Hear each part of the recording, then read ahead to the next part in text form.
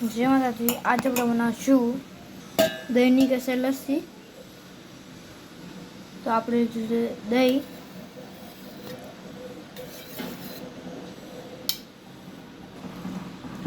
બધું આની અંદર લઈ લઈશું મિક્સર જારમાં. હવે આપણે નાખશું આની અંદર કેસર.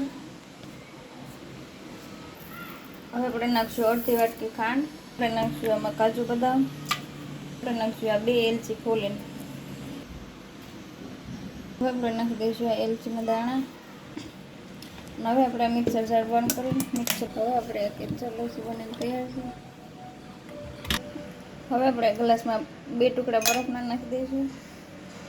એની ઉપર આપણે આ લસ્સી બનાવેલી.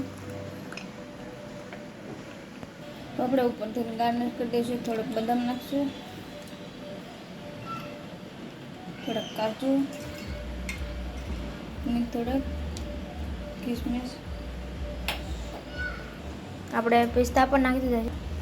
તો આપણે આ પિસ્તા અને કિસમિસ નાખી દીધું છે, કાજુ બદામ. અને હવે આપણે ઉપરથી નાખી દઈશું થોડુંક કેસર. તો આ આપણી કેસર લસ્સી બનીને તૈયાર છે. તો મને તૈયાર છે. તો તમે આને અમારા બંનેની આ લસ્સીની વિડીયોને લાઇક, શેર અને સબસ્ક્રાઈબ જરૂર કરજો. તો મારા મા દીકરીની રેસીપીને લાઇક, શેર, સબસ્ક્રાઈબ જરૂર કરજો મિત્રો. જય માતાજી. Thank you.